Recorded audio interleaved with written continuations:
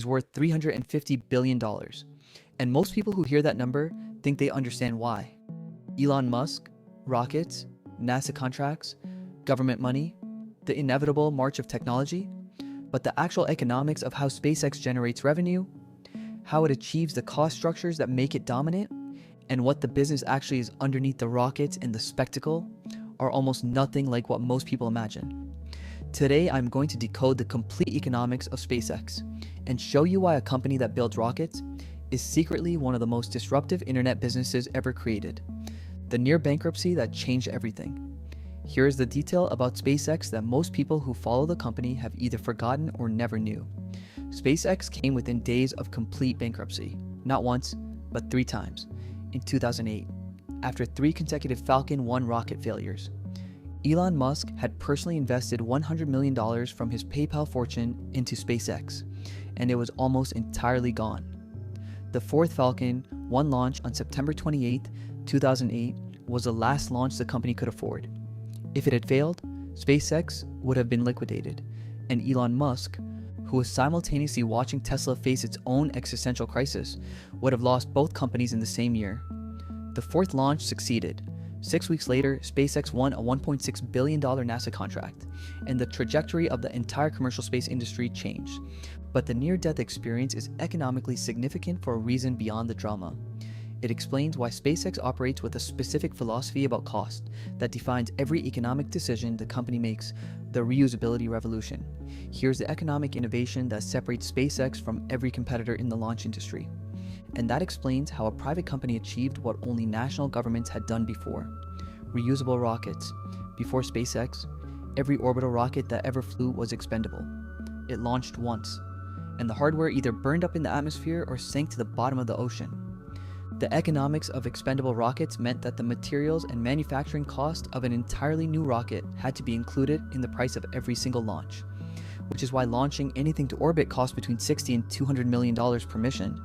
SpaceX reasoned that if an airline threw away its aircraft after every flight, the cost of air travel would be similarly unaffordable, and set out to build rockets that could land themselves and fly again.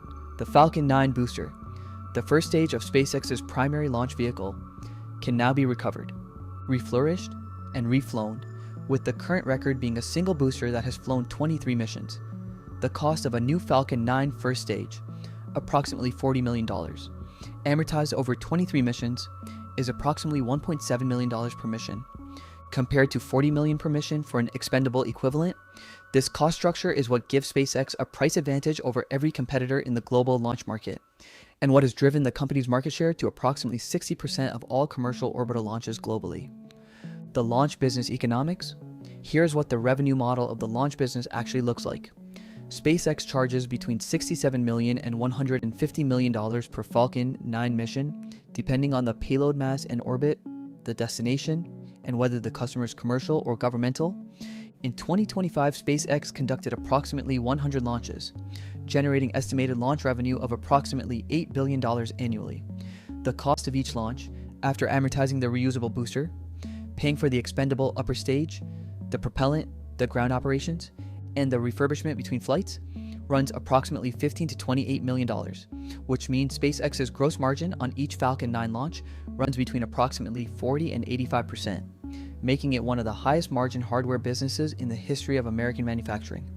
The Starlink secret weapon? Here's the business that most people who follow SpaceX as a launch company underestimate, and that most people who analyze SpaceX as an investment identify as the primary source of its $350 billion valuation. Starlink, SpaceX's satellite internet service, which provides broadband internet access to locations that terrestrial internet infrastructure cannot reach, currently has approximately 4.6 million subscribers globally, paying between $120 and $250 per month, which generates approximately $6 billion in annual recurring revenue. And here's what makes Starlink economically extraordinary. Once the satellite constellation is deployed, the marginal cost of adding a new subscriber is essentially zero. SpaceX does not need to build new infrastructure to serve the next customer. The satellites are already in orbit. The ground stations already exist. The network already operates. A new subscriber adds approximately $1,800 per year in revenue. against a marginal cost of approximately $100 in customer equipment subsidy and network overhead, a 94% gross margin on a product serving 4.6 million subscribers. That is growing at approximately 1 million subscribers per year. The government contract economics. Here is a revenue stream that provides SpaceX with the financial stability that makes the more speculative bets possible. United States government contracts, NASA, the Department of Defense, the Space Force, the National Reconnaissance Office, collectively pay SpaceX billions of dollars annually for launches and spacecraft development. The most significant recent contract is the NASA Artemis Human Landing System, a $2.9 billion contract to develop the lunar lander that will return American astronauts to the moon. And the Department of Defense pays SpaceX for classified launches at rates that are not publicly disclosed, but that industry analysts estimate at between $150 million and $300 million per mission for national security payloads. These government contracts provide SpaceX with revenue that is largely insulated from commercial market conditions, and that funds the development programs that create the next generation of competitive advantage. The Starship economics, here is where SpaceX's economics become genuinely transformational, and where the $350 billion valuation starts to make intuitive sense to anyone who understands what Starship is designed to do. Starship is SpaceX's next-generation fully reusable launch system, designed to carry approximately 150 metric tons to low Earth orbit, approximately 5 times the payload capacity of Falcon 9, at a target cost of $10 million per launch, if that target is achieved. And SpaceX has demonstrated enough engineering capability that dismissing it would be a significant error. Starship would reduce the cost of reaching orbit by approximately 80% compared to Falcon 9, and by approximately 95% compared to traditional expendable rockets.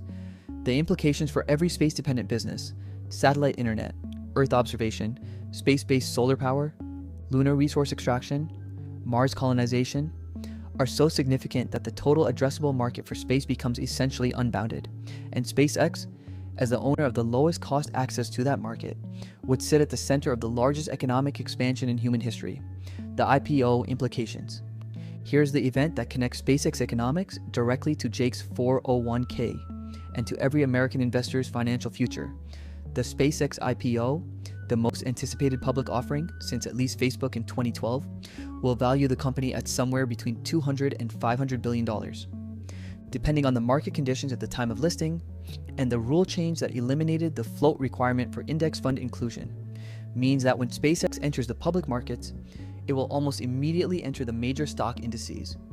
And Jake's index fund, his 401k, his retirement account, will automatically own a piece of the most ambitious and potentially most valuable private company in the history of American enterprise, without Jake making any decision to buy it.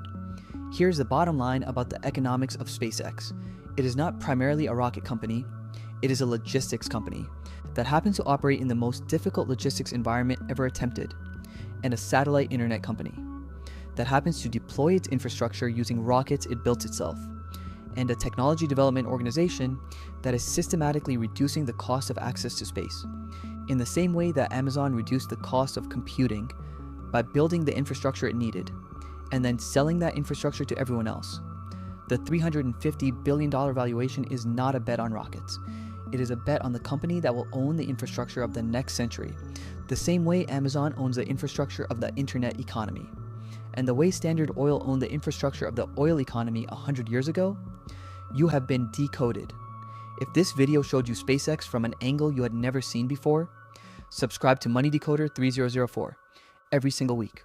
We decode the economics of the companies and systems that are shaping the financial world that every American is going to live in.